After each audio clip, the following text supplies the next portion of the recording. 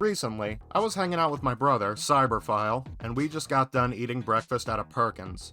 We were figuring out what we were gonna do next, when he brought to my attention that there was a pawn shop about 10 minutes away where he gets a bunch of retro video games and shit. Needless to say, he had me at the words pawn shop because I fucking love going to those kinds of places. Now, when we arrived at this place, I had one thing in mind at the time. Guitar Hero or Rock Band controllers, because as many of you may know, it's cheaper at this point to buy 3 pounds of weed and a solid gold bong than to buy a guitar controller at the moment. Not that I would know. I'm a good boy. So we were dicking around in there for about 5 minutes, and I wasn't having that much luck with my search. It was at that point when I saw the thing that would make me forget about my quest for plastic guitars with colored buttons on them. Right there on a mannequin head and locked behind a glass display case was an Oculus Quest 2 virtual reality headset, and I knew that I had to have it. We drove to a bank across the street and I withdrew about $240 because fuck paying tax, and I walked away with my new VR headset and $15 in change. That was a good ass day. So skip ahead to the present day, and I can comfortably say that I had this fascinating piece of tech for a long enough time to form my overall opinion of it. Just like in my Retroid Pocket 2 video, I'll cover the bad things, then make my way to the good side of things. So, without further ado, let's take a look at the Oculus Quest 2. The cons. So, upon unboxing this headset, I noticed a couple things off the bat that were pretty questionable to me. The first problem was that the cord to charge the headset is only like 3 feet long, so playing the headset without having to worry about the battery dying was out of the question at first. However, this problem was easily solved since I just bought a third-party 14-foot cord off of eBay. Now that I have that, I can play away. Now, I have plenty of space on my Oculus's 64 gigabytes of storage capacity, but if I wanted to add more storage space to it, well, I'd be up shit's creek without a paddle, since there is no SD card slot of any kind on this headset.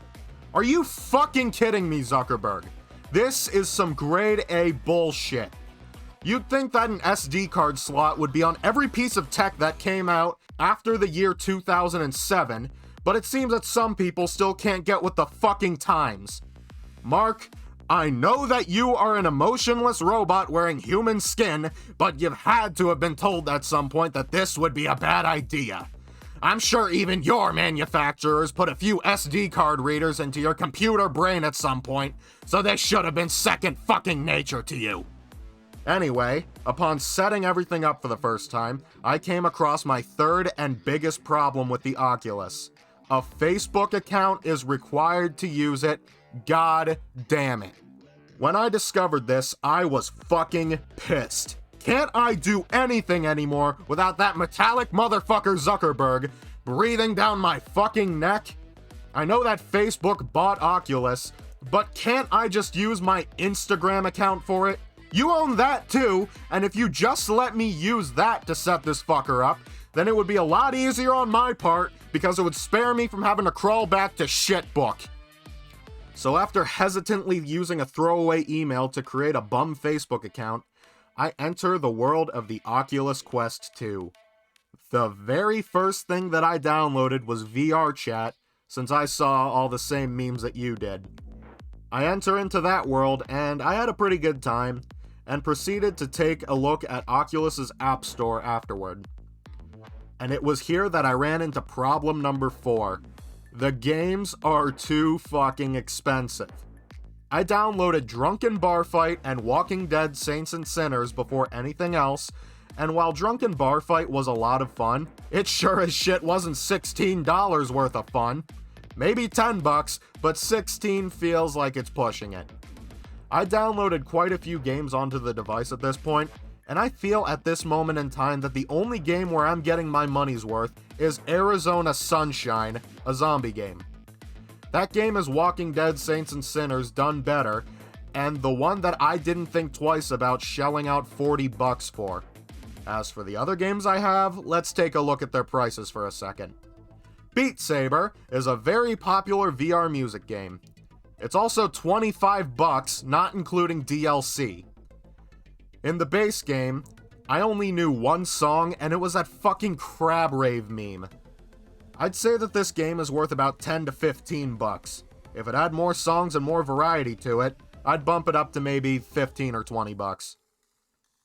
Gorn is a gladiatorial combat type game with a shit ton of cartoony gore. This game, I forget how much it cost, but I think it was between $20 and $25. And it does not feel like it is worth that much. Sure, it's a lot of fun, but I can buy a game like Fallout 4 for $5 less right now and still get a shit ton more content out of it. I'd say Gorn should be about $15 maybe. Super Hot VR is very fun and is also $25. I don't have as much of a problem with this, since it has completely different levels and stages from the Super Hot you can play on consoles, but I still feel like this game can be knocked down to like maybe $20. Walking Dead Saints and Sinners, as well as Arizona Sunshine, were both $40 and are both good games, don't get me wrong. However, they are two wildly different levels of quality, and if this was an issue of either or where you could pick only one, I'd recommend that you pick Arizona Sunshine. As for Walking Dead, I'd say that this game should drop its price by $10. I feel like the reception for it would be 10 times better if this was done. Now, I know it sounds like I'm shitting all over this thing, and that I hate it, but that could not be further from the truth. I absolutely adore this thing, and am genuinely having fun with it. Let's take a deep dive into why that is in the pros.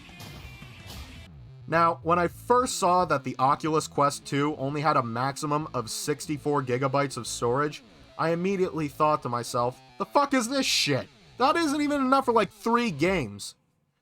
Well, I was actually wrong about that, believe it or not, since all the games I got were pretty low on space. The biggest game I got was only like 8 gigs, which is still like an eighth of the space they give you, but the game looks like it could easily be about 20 or 30 gigs, so I'd say that's pretty good. Now, since this thing has its own app store and nothing like an SD card slot to edit or add files, you'd think that accessing something like your Steam library would be impossible, right? Well, think again, fuckstick. The charging port can be used as a link between your computer and your headset, so with the right software installed and a third-party USB-C to USB-C cable, you can access your whole computer via virtual desktop and access the VR games on Steam as well. This is especially nice when I'm playing Persona 5 on a PS3 emulator, and my surroundings look like I'm in a fucking movie theater. Makes the guys who dropped $800 on an HTC Vive look pretty fucking stupid, huh? I'm getting the same result from less than half of that money spent. Stay mad, Vive cucks! Now let's move on to a more personal experience. Owning a VR headset, I now know why VR cafes give you a little cloth mask to put on before you put on the headset. This thing makes you sweat more than a guy named Ahmed going through airport security.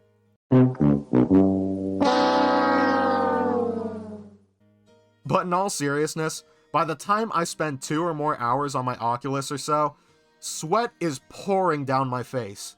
Believe it or not, I actually see this as an upside. Sweat is good. It lets you know that you are being active without even knowing it. This point leads into another pro. This thing makes exercising a lot more bearable. When you're having a lot of fun, it's easy not to think about how much you're moving around and how much fat you're burning. And as you may know, shit is easier to do when you stop thinking about it. Why do you think so many people go on their phones during a treadmill session? It's because watching YouTube takes their mind off of how much exercising fucking blows. And if the Oculus Quest 2 does an even better job at taking my mind off of exercising, then shit, why not use it for that? I can swing axes into the heads of zombies while I lose weight in the process. I am living the fucking dream.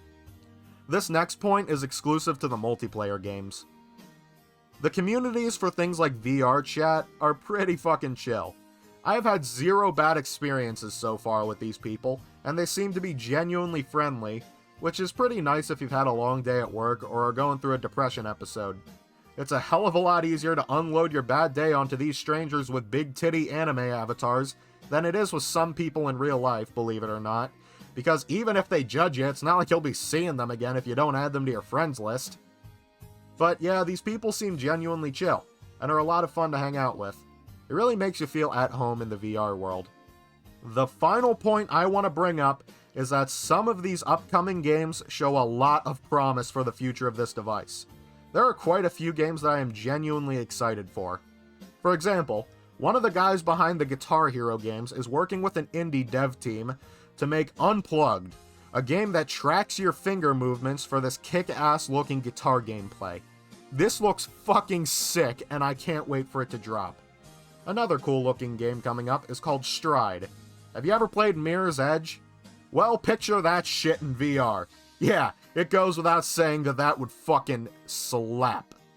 So, to sum it all up, there are more pros than cons, and the cons aren't nearly as bad as the pros are good. This VR headset is a very fun time, and I wholeheartedly recommend it. Final thoughts. You would have to be a brain-dead mongoloid to overlook this thing. The Oculus Quest 2 gives you the full VR experience of more expensive headsets like the HTC Vive for like a quarter of the price, and it is a damn fun time. Just like the Retroid Pocket 2, this is a case of the pros heavily outweighing the cons. There are quite a few quality games out, and with many more coming down the pipeline very soon. I gave the Retroid a score in the last video, so I suppose I'll give this a semi-serious arbitrary score. I'd give the Oculus Quest 2 an 8.7 out of 10. There are problems that seriously bother me that I hope they fix in the future, but I'm willing to look past them to have a seriously fun time, and I recommend you do as well. The Oculus Quest 2 is a fun-ass console, if you can call it that. I think it's more of an experience than anything. I see myself using this thing for a good long while, so while I do that, can Mark Zuckerberg promise not to download my data into his brain and robot it up? No one else on the web needs to know about my VR hentai usage. Ah, shit. Never mind, it's out there now. Fuck! I'm Mike Osiris, and I'm going back under. Subscribe to my Go series, or else I will use the world to freeze time and steal a bitch. See you in the next video, you pathetic waste of space. Please